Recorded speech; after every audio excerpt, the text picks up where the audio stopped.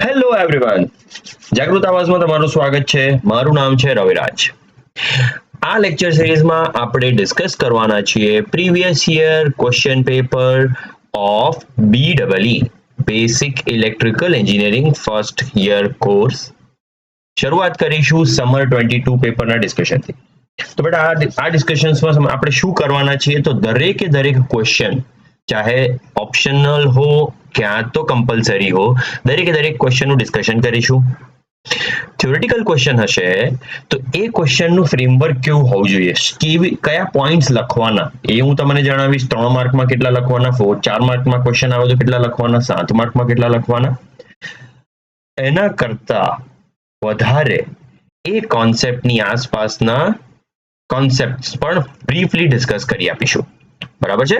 અને numerical question હશે તો એ ડિટેલમાં ડિસ્કસ થશે અહીંયા પેન પેપરથી. ઓલરાઈટ, તો ભાઈ તમે તમારી પાસેથી શું આશા રાખીએ, તમે પેન પેપર લઈને રેડી થઈ જાઓ. જે એક્સપ્લેનેશન આવી રહ્યું છે વર્ડ્સમાં લખો, વિડીયો છે પોઝ કરીને વિચારો, જુઓ, લખો.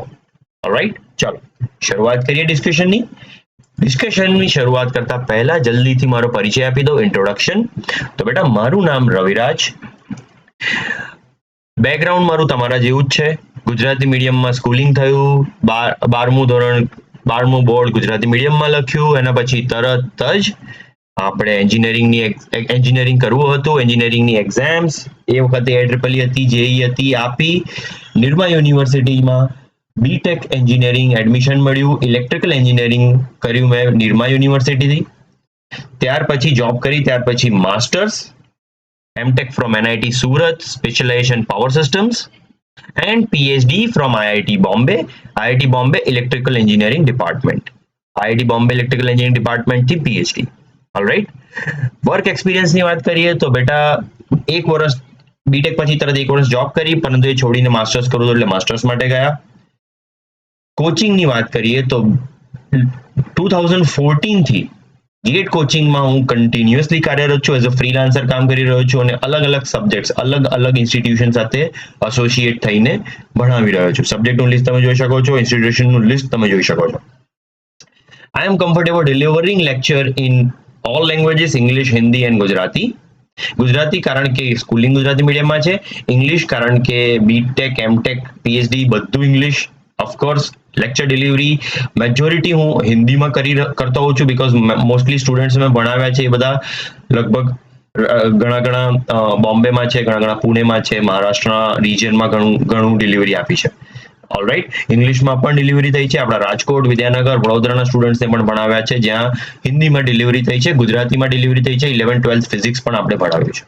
Alright, so this is the complete span of capabilities I can tell you which I will be having.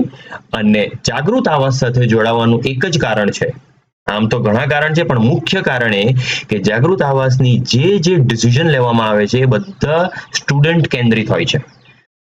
All decisions have been taken are centered around students. સ્ટુડન્ટને શું જરૂરી છે એ પહેલા જાણવામાં આવે ને પછી ડિલિવરી કરવામાં આવે છે. ઓલરાઈટ, સો એટલા માટે જાગૃત આવાજ સાથે એસોસિએટ થઈને મને તો ખૂબ મજા આવે છે, તમને પણ આવશે. બેટા કોઈ પણ વસ્તુ કરવી હોય તો એક જ કારણ જોઈએ, નહીં કરવી હોય તો 1000 કારણો મળશે. એક જ કારણ જોઈએ કશું કરવા માટે, એ કારણ શોધો, જલ્દી એસોસિએટ થાઓ. વેરાયટી ઓફ કોર્सेस તમને મળશે જાગૃત આવાજ ઉપર. લિંક એની બધા કોર્सेसની લિંક તમને ડિસ્ક્રિપ્શનમાં મળી જશે. ઓલરાઈટ, ચાલો ઇન્ટ્રોડક્શન માટે આટલું પૂરતું છે. શરૂઆત કરીએ પેપર ડિસ્કશનની. Summer 22 BEE GTU. ઓકે, अब મેજોરિટી ઓફ પેપર તમે સ્ટડી કરો કોઈ પણ સબ્જેક્ટ્સના, GTUમાં લગભગ આ પેટર્ન ફોલો થતી હોય છે. લગભગ 70 માર્કનું ટોટલ પેપર, 70 માર્કનું પેપર. એમાં ક્વેશ્ચન 1 ABC કમ્પલસરી. જો આમાં જે વ્હાઇટ કોલમ છે ને એ કમ્પલસરી તરીકે આવે છે, અને જે રેડ કોલમમાં છે યા મરૂન કોલમમાં જે દેખાય છે બેટા એ એના ઓપ્શન છે. તો ઓપ્શન કેવી રીતે મળે? 3 ABC ઓર 3 ABC. ક્યાં તો સેટ 1 થી તમે લખો, સેટ 1 થી લખો, ક્યાં તો સેટ 2 થી લખો. ઓલરાઈટ, એમ નહીં થાય કે 3 એ અહીંયાથી લખ્યું અને 3B અહીંયાથી લખ્યું, એવું નહીં થાય.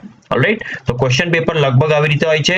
ક્યાં તો 3 ABC વ્હાઇટ વાળા લખો, ક્યાં તો 3 ABC મરૂન વાળા લખો. ઓલરાઈટ, ખાલી એકમાં ઓપ્શન મળે છે આપણને, ક્વેશ્ચન 2C છે, ત્યાં આગળ આપણને બેમાંથી કોઈ પણ એક ઓપ્શન લખી શકીએ છીએ. ઓલરાઈટ, બાકી જે વ્હાઇટના છે એટલા જ માર્ક્સ તમને પિંકમાં મળી જશે. 1A B C, 1A 3 mark, 4 mark B, 7 mark C. લગભગ આ ક્વેશ્ચન, લગભગ આ માર્ક્સ પેટર્ન પણ કોન્સ્ટન્ટ છે, કન્સિસ્ટન્ટ છે. ઓલરાઈટ, ચાલો તો આ પેપરમાં આવી જ કંઈક પેટર્ન છે. શરૂઆત કરીએ પેપર ડિસ્કશનનું. જુઓ ક્વેશ્ચન નંબર 1 કેવા દેખાય છે. તો 1ABC આજના સેશનમાં, એક સેશનમાં આપણે 1ABC, પછી 2ABC, 3ABC, 3ABC ઓર એવી રીતે ડિસ્કશન કરીશું. ઓલરાઈટ, ચાલો તો આજે ડિસ્કશન કરીશું ક્વેશ્ચન 1ABC. જુઓ કેવા દેખાય છે. થોડો વિડીયો પોઝ કરો, થોડો ફીલ લો. વિડીયો પોઝ કરીને થોડા ફીલ લો ક્વેશ્ચનના. પહેલા તો ક્વેશ્ચન વાંચો, સમજો ક્યાંથી પૂછ્યો છે, કયા ચેપ્ટરનો છે. પહેલા એ રિકોલ કરો કે કયા ચેપ્ટરમાંથી આવ્યો છે. હે ને, આટલું રિકોલ થઈ ગયું તો કોન્ફિડન્સ આવશે. અરે ચેપ્ટર નંબર 1 તો આપણને મસ્ત આવડે છે, ફટાફટ કરી નાખીશું. હે ને, તો આ મોમેન્ટ જરૂરી છે પેપરમાં પણ. તો વિડીયો પોઝ કરો, ફટાફટ 1ABC વાંચો, પછી ડિટેલ ડિસ્કશનમાં જઈશું. ઓલરાઈટ, ચલો આવી ગયા પાછા. જોઈએ question number 1A. Numerical type છે. ન્યુમેરિકલ ટાઈપ ક્વેશ્ચન બહુ આસાન હોય. કેમ? કારણ કે એમાં આજુબાજુની કથા ના કરવાની હોય. આ લખો, પેલું લખો, આ રહી ગયું, પેલું રહી ગયું. ના, શું પૂછ્યું છે સીધે સીધું આપી દીધું હશે, એને જ આપણે ડિરાઈવ કરવાનું. ડિરાઈવ એટલે કે ઇવેલ્યુએટ કરવાનું, છેક નીચે સુધી પહોંચવાનું. ऑलराइट, चलो तो question number 1A. Question number 1A देखो बेटा सब लोग. Calculate resistance of length of wire having uniform cross section area and having resistivity. जो क्वेश्चन આવી રીતે વંચાય. ક્વેશ્ચન વાંચતી વખતે જે નંબર આપ્યો ને એને બીપ કરી દેવાના, મગજમાં બીપ કરી દેવાના. કેમ? એ તમને હેલ્પફુલ થશે ડેટા કેપ્ચર કરવામાં. તમે આવી રીતે જ્યારે ક્વેશ્ચન વાંચો, હું ફરી રિપીટ કરું. Calculate resistance of a length of wire having a uniform cross section area and having resistivity. having આવ્યા એટલે કે વેલ્યુ આપી દીધી છે. લેન્થ એટલે વેલ્યુ આપી દીધી, એટલે તમારું મગજ પ્રોસેસ કરશે કે આ વેલ્યુ આપણી પાસે છે. ફટાફટ ટેબ્યુલેટ કરી લો. શું આપ્યું છે? રેઝિસ્ટન્સ પૂછ્યો છે. આપ્યું શું છે? Length 100 meter. Uniform cross section नहीं होगा तो दिक्कत हो जाएगी. यूनिफॉर्म क्रॉस सेक्शन दिया हुआ है.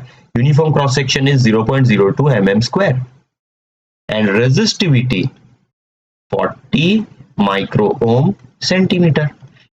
बेटा ये प्रॉपर्टी है एक कंडक्टर की, रेजिस्टिविटी एक प्रॉपर्टी है मटेरियल की. Okay, cross section area, length हमें चाहिए होंगे रेजिस्टेंस के लिए. अब we have already seen this equation back in 12th. We have already seen that resistance is directly proportional to rho, its resistivity. Resistance is directly proportional to length, and also resistance is inversely proportional to area. The higher the area, the lower the resistance. जितना area ज्यादा, resistance कम होगा. भाई cross section area, electron ने पास થવા માટે area જેટલો મોટો, resistance એટલો ઓછો. બરાબર? આ બધી જ ડિટેલમાં ડિસ્કશન તમને મળશે આપણા કોર્સના રેકોર્ડેડ લેક્ચર્સમાં અને લાઈવ સેશનમાં પણ. લાઈવ સેશન પણ છે, જો ચેક કરો, લિંક ડિસ્ક્રિપ્શનમાં છે. બધી डिटेल बहुत सरस ब्यूटीफुल रीते कैप्चर થઈ છે. ऑलराइट, चलो तो ये इक्वेशन हमें पता है. R is equals to rho L by A. बस यही लगेगा यहाँ पे. क्यों? क्योंकि L दे दिया है, A दे दिया है, रो दे दिया है, R कैलकुलेट करना है. लेकिन एक कैच है. क्या कैच है? डायरेक्ट वैल्यू यूज नहीं कर सकते. नो, ना, नको. કેમ? બેટા યુનિટ મેચ થવા જોઈએ. યુનિટ મેચ નહીં થાય, નંબર ગડબડ થઈ જશે. Alright, so you have to ensure that all units are in SI unit. બધા SI unit માં કન્વર્ટ કરવા પડશે. તો જુઓ, SI unit માં ના કરો તો આપણે બધા સેમ યુનિટ માં તો લાવવા જ પડશે. ઓકે, તો ચલો આવી જાઓ ફટાફટ. L મીટર માં આપ્યું છે, A મીટર સ્ક્વેર માં કન્વર્ટ કરવું પડશે. કરો. So A can be written as 0.02 mm square છે. 1 mm 10⁻³ મીટર થાય. 1 mm એટલે 10⁻³ મીટર, તો 2 વખત mm છે, સ્ક્વેર થઈ જશે. 0.02 10⁻⁻6 મીટર સ્ક્વેર. A ની વેલ્યુ આ લેવાની છે. રો ની વેલ્યુ માઇક્રો છે, માઇક્રોને પણ દૂર ભગાડો. चलो एक सेकंड અને આવી રીતે લખો પહેલા 40 માઇક્રો ઓમ પર સેન્ટીમીટર બરાબર ઇન્ટુ સેન્ટીમીટર છે સર માઇક્રો ઓમ ઇન્ટુ સેન્ટીમીટર બેટા માઇક્રો ઓમ આવે 10 પાવર -6 સેન્ટીમીટર આવે 10 પાવર -2 આ થયું ઓમ મીટર આ થયું ઓમ મીટર કેટલું થયું 40 ઇન્ટુ 10 પાવર -8 ઓમ મીટર આવી ગયા બધા ઇક્વેશનમાં એક સાથે બધાને ઇક્વેશનમાં નાવડીમાં બેસાડો ચલો ચલો ફટાફટ રો 40 10 પાવર -8 ઓમ મીટર હવે યુનિટ લખવાની જરૂર નથી આપણને ખબર છે આ ઓમ મીટર છે આ મીટર છે મીટર સ્ક્વેર છે પેલું મીટર છે બધું મીટર મીટર કેન્સલ થશે એટલું ઓમ રહેશે ઓલરાઈટ તો યુનિટ હવે નહીં લખો તો ચાલશે L 100 upon a 0.02 into 10 power -6 okay all right જુઓ બેટા હવે જુઓ 0.02 ને પણ આપણે શું લખી શકીએ 40 into 100 into 10 પાવર -8 ખાલી રીઅરેન્જ કરું છું 0.02 ને લખી શકીએ 10 પાવર 2 10 પાવર -8 0.02 છે એટલે એને 2 કરીએ તો અહીંયાથી 10 પાવર -8 કેન્સલ થઈ જાય 40 બટા 2 કેલ્ક્યુલેટરની કોઈ જરૂર નથી 20 into 100 ઓમ એટલે આન્સર આવી ગયો 2 કિલો ઓમ આન્સર આવી ગયો 2 કિલો ઓમ ઓલરાઈટ બસ એક જ કેચ છે ઇક્વેશન તો 11 12 નું પૂછ્યું છે કેચ એક જ છે કે રો a અને l ની વેલ્યુ સેમ યુનિટમાં કન્વર્ટ કરવી પડશે એન્ડ ધેટ્સ ધ આન્સર 3 માર્કમાં આટલું પૂરતું છે નેક્સ્ટ ક્વેશ્ચન 1b જો થિયોરિટિકલ ટાઈપ છે અરે આ તો આપણે વધારે એક સ્લાઇડ આપી છે તમને એક્સપ્લેનેશન માટે ચલો જો ઓછી પડી હોત તો થઈ ગયું છે ઓકે આની જરૂર નથી next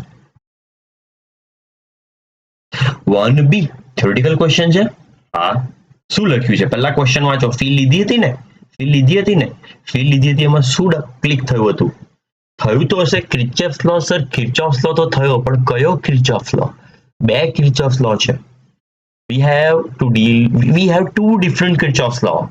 One is KCL current law, one is voltage law KVL.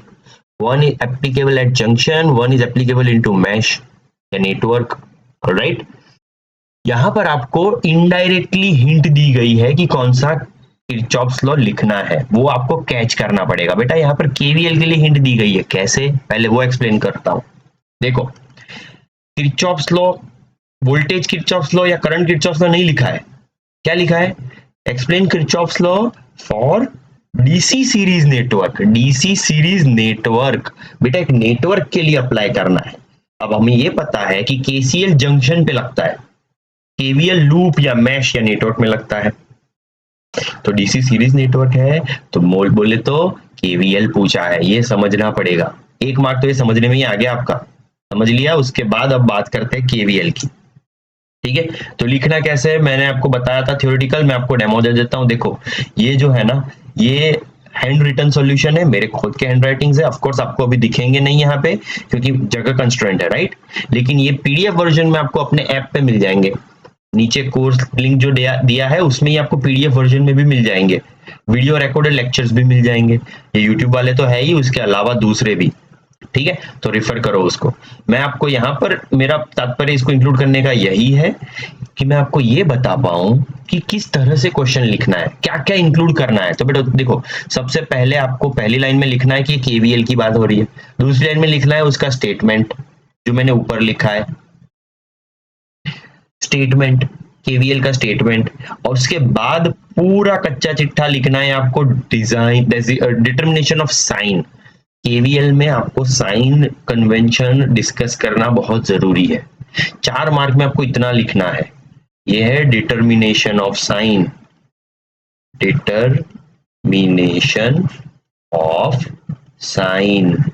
Convention convention, sign convention भी डिस्कस करना पड़ेगा। ओके चलो, तो हम तो डिस्कस करेंगे क्लास में, लेकिन ये कैसे लिखना है वर्ड टू वर्ड ऐप पे मिल जाएगा, ऐप पे जाओ देख लो। चलो आगे बढ़ते हैं, इसको डिस्कस करते हैं डिटेल में। केवीएल क्या है? KVL states that algebraic sum, बेटा इसमें कीवर्ड क्या है मैं बता देता हूं, देखो ये सारे कीवर्ड है। एल्जेब्रिक सम आना चाहिए, algebraic sum of all voltages in any close circuit और मैश और लूप इज जीरो। कोई भी, या नेटवर्क भी लिख सकते हो, क्लोज सर्किट या क्लोज नेटवर्क लिख सकते हो। क्लोज नेटवर्क में, मैश में या लूप में जो भी वोल्टेज है बटोरे हुए, उनका एल्जेब्रिक सम करो। एल्जेब्रिक सम बोले तो ये आपको बता रहा है कि साइन के साथ वोल्टेज कलेक्ट करना है, साइन, इसलिए साइन कन्वेंशन इंपॉर्टेंट है। ठीक है, नेक्स्ट पेज। अब ये हो गया स्टेटमेंट लिखने के बाद आपको साइन कन्वेंशन आना है। तो साइन कन्वेंशन से पहले आपको ये 2 पॉइंट्स लिखने हैं जो साइन कन्वेंशन का फाउंडेशन सेट करते हैं। क्या है? Fall of potential, rise of potential. ये क्या बात होती है सर, मैं बताता हूँ, देखो ध्यान से। बेटा जब लूप में कोई बैटरी आता है, मान लो इस तरह का कोई बैटरी आता है, आप नेटवर्क में ट्रेस कर रहे हो, आप जा रहे हो इस तरफ, कोई बैटरी आता है जिसका वोल्टेज है ई, पोटेंशियल है ई। तो अगर आप positive terminal to negative terminal जाते हो, that is considered as fall of potential. क्यों? क्योंकि एंट्री कर रहे हो हायर पोटेंशियल नोड पे, एग्जिट कर रहे हो लोअर पोटेंशियल नोड से, पॉजिटिव टू नेगेटिव, इसलिए आपको फॉल मिला। This is considered as fall of potential, fall of B, potential लिखता हूं चलो, पोटेंशियल। ओके, अगर इसका उल्टा होता, मान लो आप बैटरी में कुछ इस तरह से जा रहे होते, लूप में आप घूम रहे हो, चल रहे हो एकदम अपने मस्त मगन है, सर हिला के गाना सुनते हुए चलने निकले हो, टहलने निकले हो, किसमें? नेटवर्क में। अगर आपको मिला नेगेटिव टू पॉजिटिव, तो बेटा ये हो गया राइज ऑफ पोटेंशियल। क्यों? क्यों सर राइज ऑफ पोटेंशियल? क्योंकि बेटा नेगेटिव में एंटर हुए, प्लस से निकले, नेगेटिव में थे प्लस में निकले, राइज ऑफ पोटेंशियल। ठीक है, और इसी तरह के अलग अलग कंपोनेंट्स के लिए आप देखो, अगर सर रेजिस्टेंस होता, कोई रेजिस्टेंस होता, तो आप वापस चलने निकले हो, टहलने निकले हो, एक मोटा हाथी घूमने चला, है ना। अगर आप करंट डायरेक्शन इस तरफ है बोले तो वोल्टेज ड्रॉप इस तरफ है, और अगर करंट डायरेक्शन, एक सेकेंड, करंट डायरेक्शन में पर्पल से बता देता हूं, ये करंट डायरेक्शन है। अगर ये करंट डायरेक्शन है तो मुझे voltage drop across resistor Ohm's law से मिल सकता है VR। अगर आप इसी डायरेक्शन में चलने निकले हो तो देखो प्लस में निकले, प्लस में गए, नेगेटिव से निकले, फॉल ऑफ पोटेंशियल। क्लियर हो गया? बेसिकली आपको क्या करना है, जो भी एलिमेंट है उसके वोल्टेज निकाल लो, प्लस नेगेटिव कहां एंट्री कर रहे हो, कहां एग्जिट कर रहे हो समझ लो, आइडेंटिफाई करो fall of potential, rise of potential. हो गया? फॉल ऑफ पोटेंशियल, पॉजिटिव में गए, नेगेटिव से निकले, राइज ऑफ पोटेंशियल, नेगेटिव से गए, पॉजिटिव से निकले, बस 2 ही केस पॉसिबल है। आप एक बार घुसे तो निकलना तो है ही, 2 ही केस पॉसिबल है। ओके, ये डिफाइन करो, ये मैंने डिफाइन किया है यहाँ पे, देखो यहाँ पे। Okay, alright, next. अब साइन कन्वेंशन की बात करो तो बेटा यहाँ पर 2 कन्वेंशंस है केवीएल में, आपको कोई एक लिखना है, और दूसरे के लिए लिख सकते हो, दूसरा भी वैलिड है। ठीक है, आपको कोई एक लिखना है, कौन सा? अब राइज पोटेंशियल ई तो है, ठीक है, राइज आइडेंटिफाई किया। अब जब इक्वेशन लिख रहे हो, अलजेब्रिक सम लेना है, तो राइज ऑफ पोटेंशियल पॉजिटिव ले सकते हो, फॉल नेगेटिव ले सकते हो, या उसका उल्टा भी कर सकते हो, ये कन्वेंशन हो। बेटा लिखने के लिए ये कथा करनी पड़ेगी, rise of potential and fall of potential. देखो ये अलग अलग केस है, ये मैंने बैटरी के लिए लिखे है और ये 2 रेजिस्टेंस के लिए लिखे हैं। ये बैटरी के लिए लिखे हैं जो मैंने फिगर में बताए, और ये रेजिस्टेंस के लिए लिखे हैं। लिखना तो दोनों का पड़ेगा क्योंकि थ्योरेटिकल क्वेश्चन है। ओके चलो, अब मैं आपको पढ़ ही रहे हैं तो केवीएल के टिप्स एंड ट्रिक्स बताता हूं भाई। ये केवीएल अप्लाई करने के लिए अब तक जो डिस्कशन था वो थ्योरी लिखने के लिए था। अब क्वेश्चन में कैसे अप्लाई करेंगे, न्यूमेरिकल आ गया तो ओके, तो देखो बेटा सिंपल है, ये लाइव सेशन में है लेकिन फिर भी यूट्यूब पे दे रहा हूं। मान लो एक नेटवर्क आप कंसीडर कर रहे हो, कॉम्प्लेक्स नेटवर्क है सर, मल्टीपल मल्टीपल ब्रांच है, यहाँ पे तो डर लग रहा है देख के। बेटा डरना नहीं है, है सब आसान है, एक बार ठीक से कर लो तो सब आसान है, इसमें कुछ डरने वाली बात नहीं होती। ओके चलो, ये R1 है, ये R2 है, R3 है, R4 है, ठीक है, ये V है। आपको लिखना है KVL इसमें। अच्छा एक सेकेंड, थोड़ा और कॉम्प्लिकेटेड करते हैं, रुको, थोड़ा और कॉम्प्लिकेटेड करते हैं बेटा, इतना सिंपल एग्जांपल नहीं लेना है। ओके चलो आ जाओ आ जाओ, I am ready for challenge.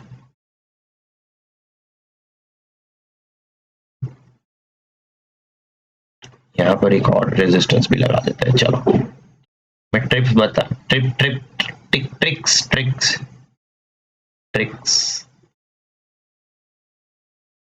V2, ये E1 प्लस, ये माइनस है ऑफकोर्स, ये प्लस है, और ये है R2 3 4।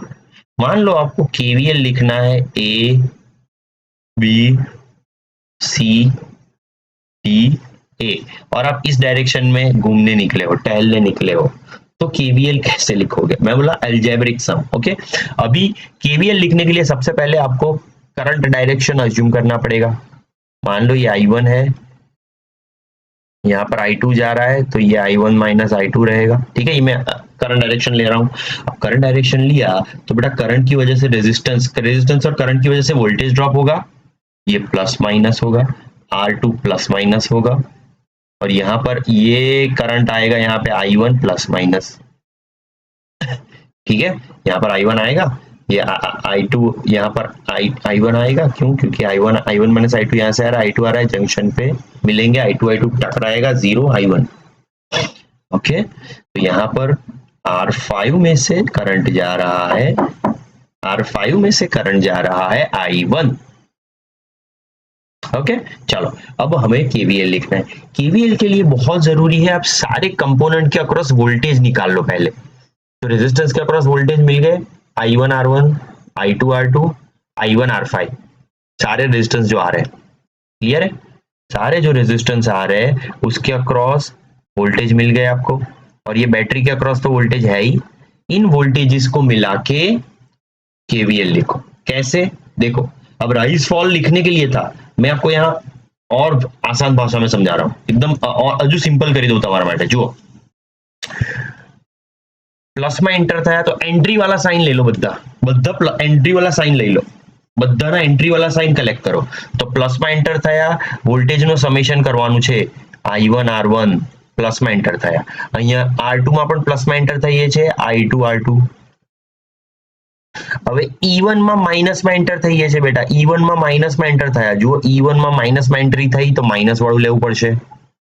V2 માં પણ માઇનસ માં એન્ટર થયા, minus V2, I5 R5 plus I1 R5, અને V1 માં પણ માઇનસ માં એન્ટર થયા, that is equals to 0। આ થઈ ગયું KVL ઇક્વેશન।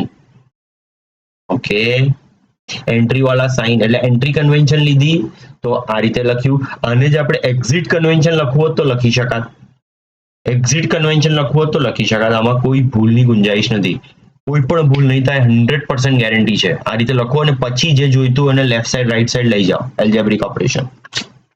क्लियर है? KVL दिक्कत नहीं होगी, 100%। लाइव सेशन में देखो और डिटेल में किया गया है, बहुत सारे न्यूमेरिकल्स एग्जांपल्स। ओके चलो आ जाओ, 1C फटाफट, 1C आज का आखिरी, इस सेशन का आखिरी 1C। चलो क्वेश्चन पढ़ो, फील ले ली है सर, ये सेकंड चैप्टर का है और इसमें डेफिनेशंस पूछे। Peak factor, form factor, average value, RMS value, time period, frequency, cycle, ये क्या भला है?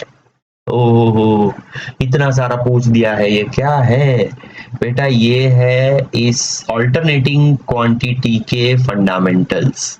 ओके, तो देखो आपकी स्क्रीन पे जो है वो ऑल्टरनेटिंग सिग्नल से अलग अलग है, ये साइनोसॉइडल, ये कुछ कॉम्प्लेक्स रैंडम वेव है, ये ट्रायंगुलर है, ये स्क्वायर वेव है। ऑल्टरनेटिंग का डेफिनेशन ये है कि वो जीरो क्रॉसिंग करेगा, वापस जीरो क्रॉसिंग करेगा, उसके पॉजिटिव नेगेटिव दोनों हो सकते हैं, ठीक है। ओके, तो अब बात करते हैं इसके एट्रीब्यूट्स की, फटाफट मैं बता देता हूं। साइकिल, बेटा साइकिल क्या होता है? साइकिल बोले तो वो हिस्सा जो बार बार रिपीट हो रहा है। ऑल्टरनेटिंग, ऑल्टरनेटिंग मैंने क्या बोला? जीरो क्रॉसिंग होना चाहिए। तो जो हिस्सा बार बार रिपीट हो रहा है उसको साइकिल बोलते हैं। देखो मैं हर एक वेवफॉर्म के लिए ब्लैक से हाईलाइट कर रहा हूं, ये वेवफॉर्म का एक साइकिल हुआ, क्योंकि हमें पता है कि अब ये रिपीट होने वाला है बार बार। जो हिस्सा बार बार रिपीट होता है उसको साइकिल बोलते हैं। देखो यहां पर ये हिस्सा रिपीट होने वाला है, बस इतना ही, फिर ये रिपीट होता रहेगा। जो रिपीट होता है उसको साइकिल बोलते हैं। क्लियर है? ये मैं भाषा में समझा रहा हूं, लिखना कैसे है वो मैं बताऊंगा। ओके, गदाधारी भीम शांत रहना। चलो आ जाओ, डाउट्स वगैरह जो भी है कमेंट में लिख सकते हो, वीडियो में बिंदास एड्रेस हो जाएगी। ठीक है, चलो आ जाओ। तो साइकिल हो गई। अब फ्रीक्वेंसी, फ्रीक्वेंसी क्या है? साइकिल से रिलेटेड है। एक साइकिल को कितना टाइम लगता है उसको फ्रीक्वेंसी बोलते हैं। इस साइकिल, ये साइकिल कितने टाइम लगता है, एक साइकिल कंप्लीट करने में कितना टाइम लगता है उसको फ्रीक्वेंसी बोलते हैं। टाइम पीरियड, एक साइकिल का टाइम, टाइम पीरियड, एक साइकिल का टाइम, टाइम पीरियड। बेटा फ्रीक्वेंसी वैसे टाइम पीरियड एक साइकिल होता है, फ्रीक्वेंसी होता है उसका इनवर्स, फ्रीक्वेंसी होता है उसका inverse, inverse of time period. Okay, एक सेकंड में कितने साइकिल चले गए, फ्रीक्वेंसी। एक सेकंड में कितने साइकिल चले गए, साइकिल से रिलेटेड है। टाइम पीरियड, फ्रीक्वेंसी और साइकिल रिलेटेड है। Okay, RMS value, RMS value होता है बेटा इसका डीसी इक्विवेलेंट, ये ऑल्टरनेटिंग क्वांटिटी है। आरएमएस वैल्यू होता है DC equivalent of AC. Okay, उसको पता करने का तरीका है रूट मीन स्क्वायर, पहले स्क्वायर करो फिर मीन करो फिर रूट करो। ऑलराइट, ये आरएमएस होता है। लेकिन एक्चुअली ऑल्टरनेटिव क्वांटिटी के पॉइंट ऑफ व्यू से देखा जाए तो हमारे पास दो अलग अलग वेवफॉर्म होते हैं, direct current, direct quantity, alternating quantity. इन दोनों के बीच को जोड़ने वाली जो कड़ी है वो है आरएमएस। ठीक है, देखेंगे उसको। चलो, एवरेज वैल्यू। अब देखो, एवरेज वैल्यू ऐसे देखा जाए तो क्या होता है, कोहली 5 इनिंग में बैटिंग किया, 5 इनिंग में अलग अलग, विराट कोहली 5 इनिंग में अलग अलग रन बनाए, तो एवरेज कितने रन बनाए?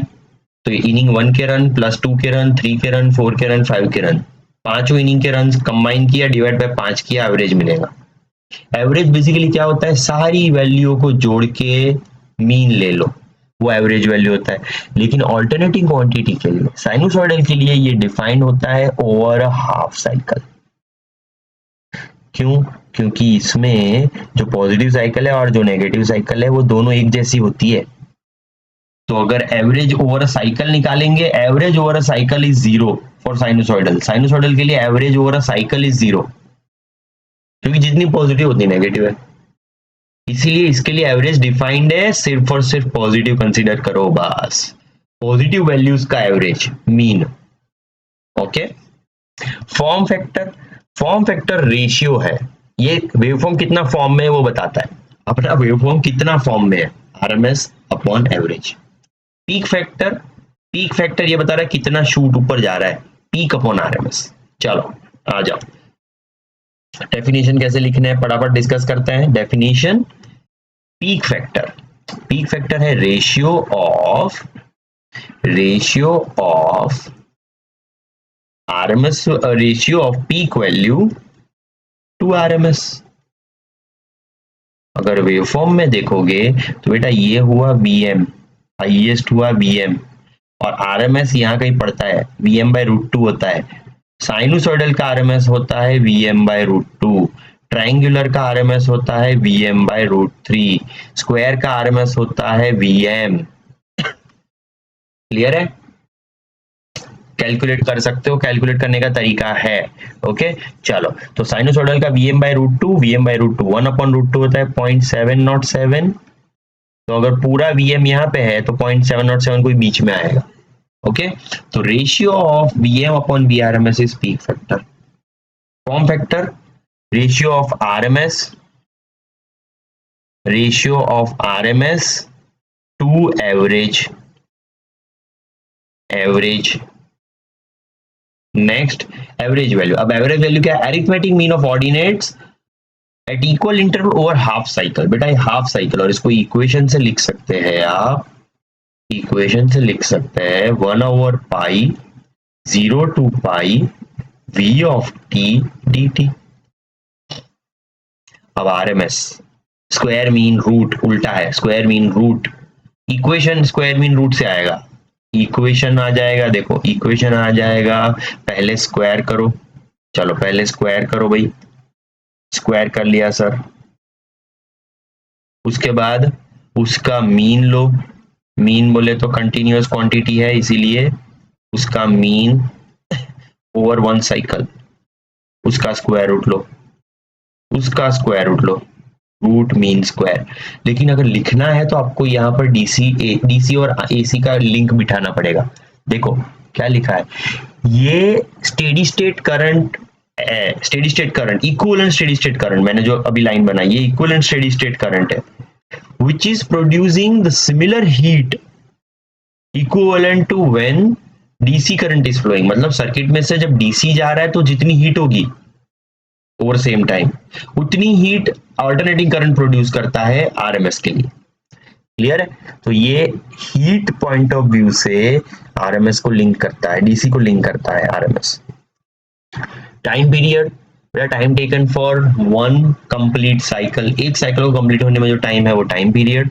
फ्रीक्वेंसी, फ्रीक्वेंसी बोले तो एक साइकिल, एक सेकेंड में कितनी साइकिल पास हुए, एक यूजुअली